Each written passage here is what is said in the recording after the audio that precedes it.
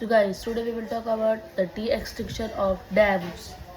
So guys, Over 10,000 years ago, a howl was lost to time.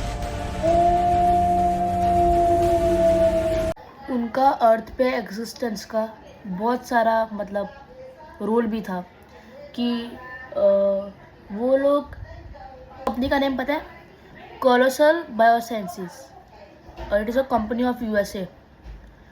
उनने colossal biosciences इनने DNA निकाला 13,000 years years ago के फॉसिफाइड teeth से जो ओहायो में मिला।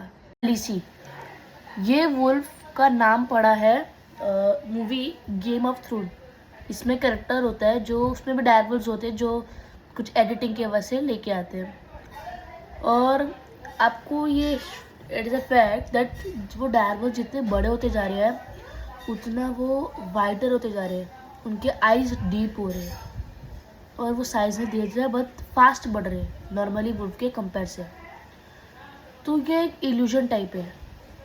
तो ये अगर ऐसे डायरवुल्स कराई है डी-एक्सटिंक्ट तो उनके जेनेटिक ब्लूप्रिंट होना चाहिए, बट उनने से जेनेटिक को मॉडिफाई किया है। They are modified grey wolf. So उनका ये उनका सिर्फ पर्सनल वर्जन है। ओके, मैं ऐसा सोचता हूँ कि ये एक फियर बन चुका है। ये एक्सटिंक्ट एनिमल्स नहीं है, ये न्यू मॉन्स्टर्स है, ये नए राक्षस क्रिएट हो रहे मीन्स नॉट न्यू एनिमल्स। ना ही वो पास्ट में थे और प्रेजेंट में थे, अब ये हो रहा है।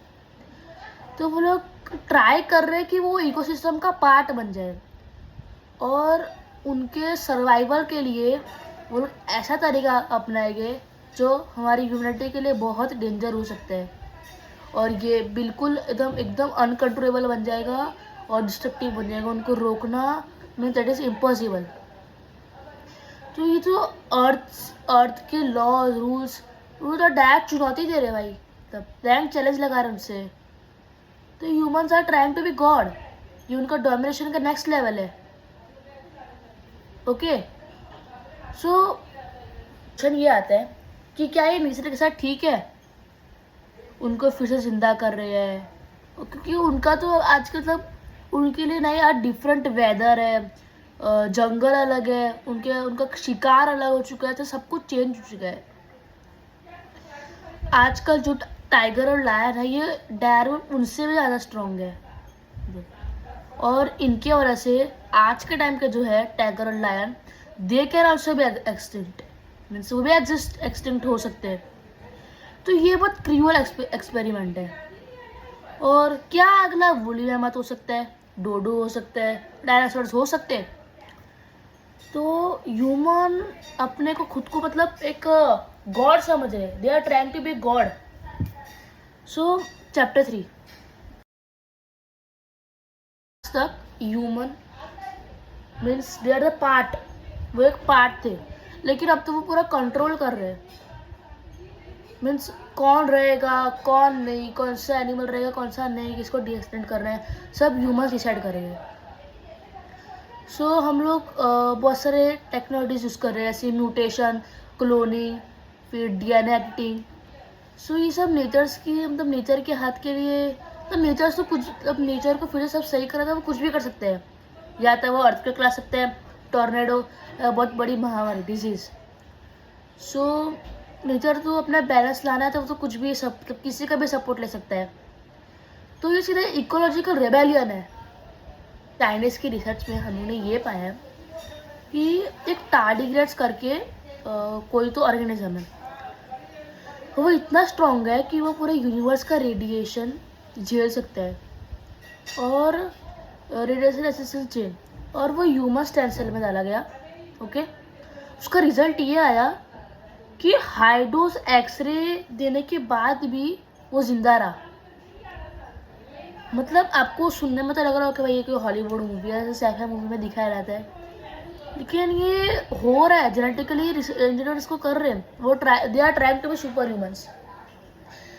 इससे ह्यूमन का लाइफ स्पेन बना सकते हैं, कैंसर जैसे डिजीज से मीन्स छुटकारा पा सकते हैं, ह्यूमन का लाइफ स्पेन बढ़ सकता है। और अभी एक मोल है उसका लाइफ स्पेन बढ़ा दिया। Super strength, radiation resistance, increase endurance और रिप्रोडक्टिबिलिटी के यूज से साइंस ने नई शुरुआत कर दी। ये कोई इमेजिनेशन नहीं है। और इन फ्यूचर में ह्यूमंस के पास स्पिरिटेज होगी, लाइक वो चीते की तरफ फास्ट होगा, ईगल की विजन होगी, क्रोकोडाइल की स्किन होगी। और क्या वो जिंदा रह पाएगा या वो एक नया प्रजाति मीन्स मतलब नया प्रजाति पूरा हो जाएगा। और इन फ्यूचर आई थिंक कि हम लोग अपने बच्चों की क्वालिटीज़ चूज़ कर सकते हैं। और मतलब हम लोग चाइल्ड की क्वालिटीज़ कर सकते हैं। फिर उनके पास कौन सी स्किन होनी चाहिए, कैसे हेयर होना चाहिए, कैसे आइज़ होने चाहिए, कौन सा सुपर पावर होना चाहिए, मतलब we can decide everything. And मतलब दुनिया पूरा दो पार्ट से बन सकती है, designed humans and natural humans. और जो लोग गरीब लोग होंगे वो लोग तो अफोर्ड कर पाएंगे नहीं।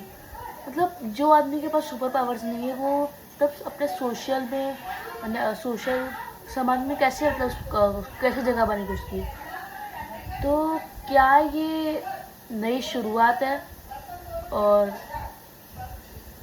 साइड इफ़ेक्ट्स आएंगे, क्या हम उन परिणामों के लिए रेडी है और क्या हम लोग वो सब कर पाएंगे, और क्या ये नॉर्मल ह्यूमन का एंड है, ह्यूमैनिटी का एंड है, नॉर्मल ह्यूमंस का एंड, नेचुरल ह्यूमंस का एंड है।